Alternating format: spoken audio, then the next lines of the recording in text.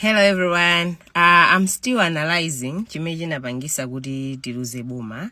So tapanga ku analyze president, tapanga ku analyze running mate. The reason why I'm doing this is because it should help us to clear the mess as we are approaching towards 2030. So today I want to analyze about the Secretary General. I'm analyzing him because he has played a very big role kupangisa kuti lero MCP iluze Bomba. So it would be very unfair kuti tiyankhuleza anthu ena osewa without talking about him.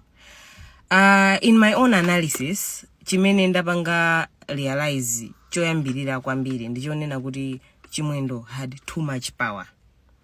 Mukadzaona ku Chipani munthu mmodzi kukula mphamvu kuposa wina aliyese muzangu zozonena kuti teamwork palibepo. When you look at many dziko lilayendera for the past 5 years, more especially the time many convention tinapanga convention, you can tell the people were more afraid of Chimwendo than Jagwera himself.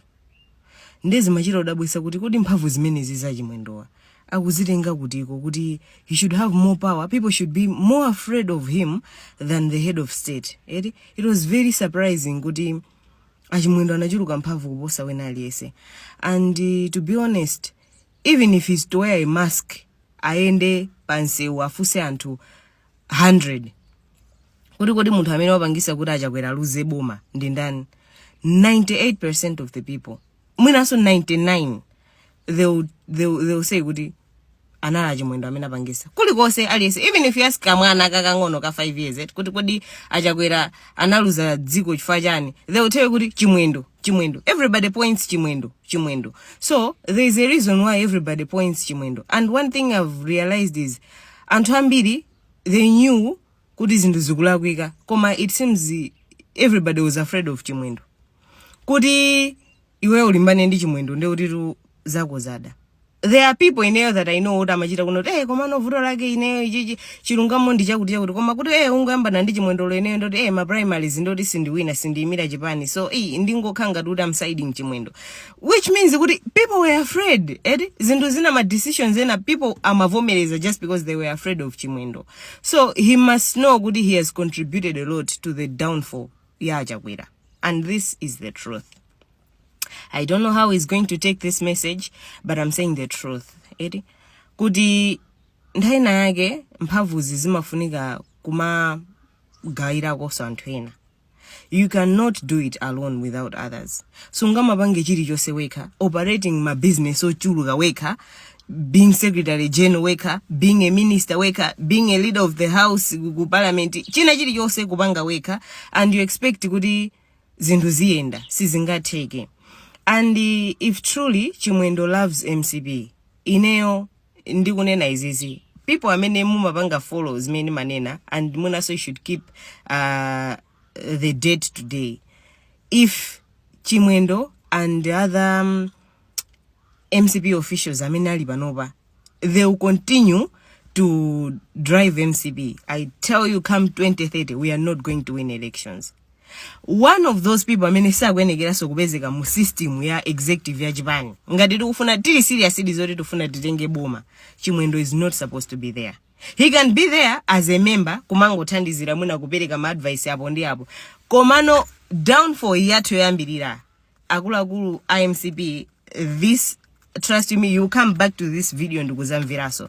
If Chimwendo will still be in the system yoendesa Chipani, and we expect to go to 2030 titenga Bomba, then we should forget it. We are not going to win the elections.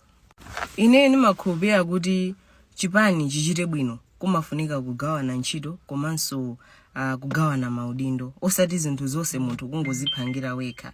Because one of the contributing factors ya kuluza masankho imakhala kuti ukakhala kuti you're being selfish, you're being greedy, china chiliyonse ukukoka kuti chikhale mbali yako. And ineyo I always say kuti anthu ambiri they are comparing kuti 2030 tizabwereraso, because even Peter wachita kuwina anthu amalawi sana amfune they voted him out and wabwereraso, so Jagweraso he walk in the same fate. Ine matsutsa chifukwa chinoti one thing we should not forget is Peter Mutharika and Jagwera, they have competed in elections before. They competed in 2014, in 2019, in 2020, and in 2025. Koma all these times, ajakwera paokha sana mwine kwa APM. Mwina anthu a MCP chimene chitisama iwali. We should not just look at kuti liroli apita wawina nde in 2030 ifeso tizawinaso. No. They have different fates. And also, ifeyo tinawina because of impact ya Chilima. And to see them from banga admit MCP, koma this is the truth. On our own, ifeyo Bomba lijasiti kanali. Trust you me, vinaga nati pamene bajabati vote so tika nakagamira kuti timepawe patoka. Peter Mutharika would have still won in 2020. Koma the impact of alliance ndimene nadipangisa kuti fetitenge Bomba.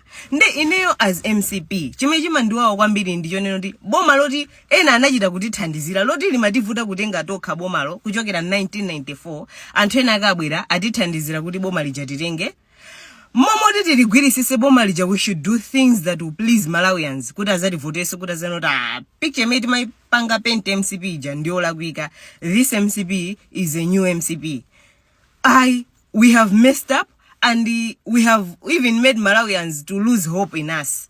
Mukuganiza ngadati gwesa tili mboma tili opposition. Are we going to manage to defeat ABM? It will be hard for us.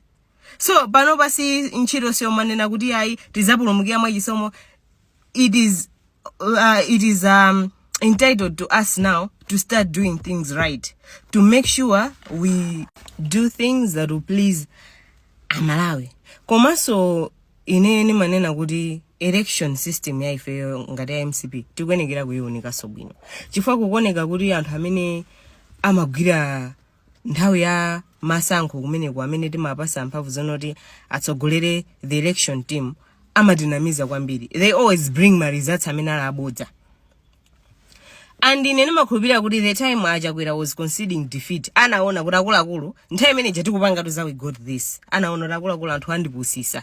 I should just concede defeat. Because zinthu izi zimatha kuyambisa nkhondo. Chifukwa every time kumabwera ma results and I don't know kuti anthu amatenga kuti ma figures amene mpaka na zimapezo kuti tikusogola 50+1. Tikusogola ndi 51%. Ineyo even the turnout itself mamawa tinaluza Bomba before so kuyamba kuwerenga mavote amene amatsatira amene amene my elections amaendera at that time. Even the turnout itself ina chirodziwikiratu kuti taluza zisankho. And I don't know where people were getting the confidence of kumana kuti yayi tikusogola dekhani izozo zalengeza za DPP and people may wonder kuti kodi even DPP did well ku Eastern region. When I tell you kuti Gertrude Mutharika was all over Eastern region, atangoluza moja, she started campaigning kumakhala kumasonkhana kukakhala zochitika silamu chani. She was always present there. So anthu amadabwa ziyi anabera mavoti ku Eastern region. No, sanabera mavoti. She was there throughout amapanga campaign. Ifeyo kuno kuti kulimbana ndizonena kuti tili mboma ku opposition ndi kumanda chani, things like those. So we should learn lessons from this. Komano ineyo I'm still on a point yonena kuti if MCP is to return to power, akulu people like Chimwendo, they are not supposed to be there. They are not supposed to be there because he's one of the people who have contributed a lot kuti anthu asakhulupirire so ajakwera and in fact ajakwera aluze masankho. I know anthu ena they would decide to argue with this because I'm sure amaja kwa Chimwendo what, but what I'm saying is the fact. Ngati tikufuna kuti Bomba iliri tizatengeso. Otherwise timerandere ku opposition because we are not we are not good, to be honest. We are not good. There are so many areas that ifeyo as a party we need to improve. And chintu choyambirira chowaonesa Malawi kuti ifeyodi we tasintha ngati MCP ndikuonesesa zoti the people that we are going to choose kuti asogolere Chipani and the campaign team imene titazasankhe 2030 ikhale team yonena kuti it has never messed up for Malawians to trust us. Otherwise tini ntchito osati masewera.